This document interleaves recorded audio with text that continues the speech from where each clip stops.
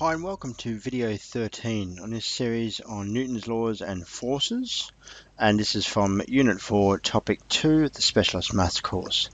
So today we're going to talk about connected particles. This will be spread across a couple of videos with some examples, and this is the fourth type of force that you might see, and it has been interpreted by some places as a possible question that might come up in the external exam, although I have an understanding that that's not necessarily the case, and so some elements of this, such as pulley systems, might not actually be a possible question in the external exam.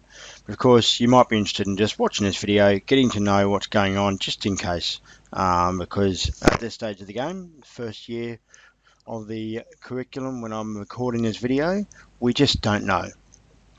So connected particles, where you have two particles or two objects connected by a string. Now that means that they will provide forces on each other. So I've got A and B there. You'll see B is providing a force on A and A is providing a force on B through that string, and they're tension based forces. So there's tension in a string that's pulling on A. That said, there's a couple of assumptions that we always have to make, and you'll probably find that this appears in the question if you get one. And that is that firstly, the string is inextensible, so it shouldn't be an elastic based string. Otherwise, it really mucks up the forces and makes it a little bit less predictable. And secondly, if you've got a pulley or anything that's where the string is running through something to help with the connection, we've got to assume there's no friction in that system, that it can run smoothly, etc., etc. So the tension, which we call T newtons, acts on A from B, but therefore it acts on B from A, and so we can use that in our system. So option one, we might have them connected with a string on a surface, a flat surface. We might also have a connection over a pulley, and we might have a connection on an inclined plane. We might also have this sort of M-shaped connection where we've got three particles and two pulleys. And obviously there's a lot of other options here, but they're the four that I tend to see the most in maths context. So that's what I'll probably be looking for. So in example 5, a car of mass 1400 kilograms is pulling a caravan of mass 2850 kilograms up an incline of slope 1 in 4. Now, incline of slope, I think we'd be a little bit more clear on this, but an incline of slope just quickly, and that will mean that we're going up 1 for every 4 that we move. That will be an important factor, and we should make a little note here, this is theta by the way, that this will be 16 minus 1 is 15, so that'll be square root of 15, but I don't believe we're going to need that. The resistances to the motion of the car and the caravan are both 1/4 of their weight forces. So this is the frictional force is equal to 1/4 of our weight. So we're not going to need to calculate the frictional force, and we do not know a mu value, nor do we need it. Determine the tension in the tow bar and attractive force exerted by the engine in the car if the car moves up the incline with an acceleration of 1 meter per second. So tension we're trying to find, and attractive force. So the attractive force is the overall force that the engine provides on the car pulling it up, and we know the resultant force is 1 meter per second squared. So let's start with a quick diagram. We've got two boxes for want of a better diagram, and one of them is the car and one of them is the caravan, and these two boxes have these forces applying on them. First we have weight, we have F, which is the attractive force being provided by the engine, we have the resistive force, we have the tension heading down the tow bar, which is a bit longer than normal, but that's what we've got there, and then we've also got the frictional force, Fr. And in the other system, the caravan, we've got the tension pulling up the tow bar. We've got our reactive force, which I'll call R2, and we'll call this on R1. Might stick a weight one there as well. The tension, of course, is equivalent, so that's fine. Just in opposite directions. Weight 2, just a different mass. and we also have a frictional force there as well. And so now let's build our two relationships, or our two force situations, as in component form. So in component form, remember we've got I and J like that. I'm going to do it along the slope. And of course we have this, which might be important, 1 and 4, and that's our theta. And so our theta will come into here as well. But we do have that theta with a 1 and 4 and a root 15 as required. So my overall force, which is the overall movement F there, which we already know, is equal to, in terms of the I component, it's equal to, so this is force resultant there. And I'll call that FA1 because I'm dealing with the green, the car, first of all. So let's just make that obvious. I'll put a little star here. We're dealing with the car.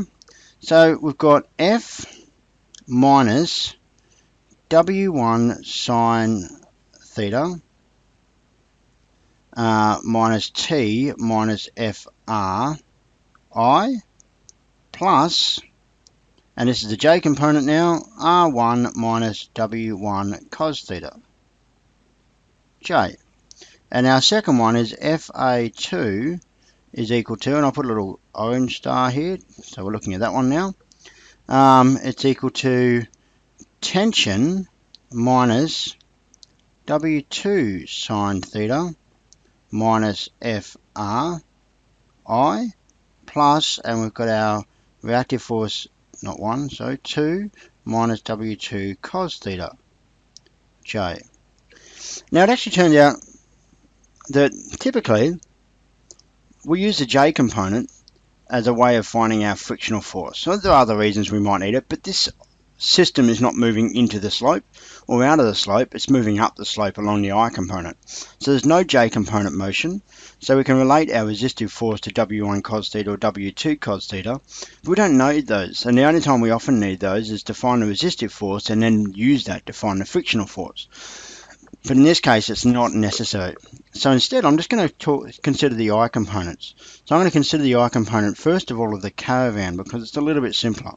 So we have F2, which is the overall force or movement of the object is on the I component. So I'm just going to have FR2 there, is equal to T minus W2 sine theta minus FR. And I'll zoom in on this and let's talk about what we know. Remember, one of the things we're trying to find is our tensional force. So do we know the rest? And that shouldn't be FR there, that should be FA. So we know FA, first of all, is 2850 times 1, because we know that that's the overall force on the system, a mass of 2,850 kilograms in the caravan times by an acceleration of 1 meter per second.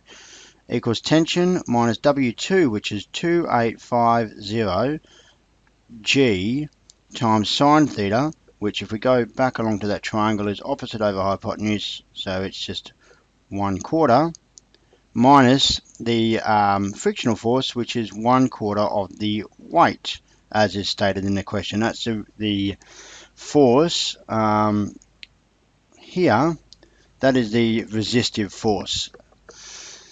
So I can rearrange this. I get tension is equal to 2850 plus 2, that's an 8, 2850 G over 4 plus 2850 G over 4. And so if we pop that into a calculator, we get the tension of the system is equal to 16,815 newtons. So there's our overall tension. So that's the first thing that we needed to find, and we've done it. And we got that from our caravan information, but we have a little bit of extra information to deal with in our car information, and that's fine because the extra information is actually just the force provided by the engine, which this question is calling the tractive force. So we can now find that tractive force by looking at the I component of the car. So FA1 is equal to F minus W1 sine theta minus T minus F R. And these things we pretty much all know except for F. So F is going to be equal to FA1 minus or plus W1 sine theta plus tension plus FR. All things we know. Remember the tension we've just found, because the tension pulling the caravan from the car will be equal and opposite to the tension pulling the car from the caravan. And so our F, we're just trying to find our force. We know the mass of the car and we know the mass of the system, the tractive force, but we don't need the acceleration, we just need the force. So FA1 is the weight of the car, which, remind me, is 1400 kilograms, times by the acceleration of the car, which is 1, plus the mass, or the weight, which is 1400 mass times by gravity, times by a quarter, plus the tension, 16815, plus the frictional force, the resistive force, which is also 1400 G times by a quarter, because that is a quarter of the weight as stated in the question. And so I can actually just put all of that into my calculator now, and that comes out with 25075.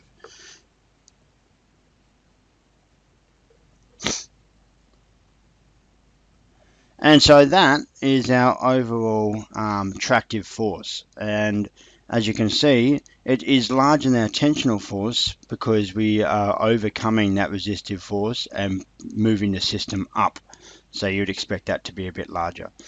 So there we have it. That's that question. Now, that's a contextual question and pretty tricky, really, to cut through what's going on in the context and build an understanding of the mathematics.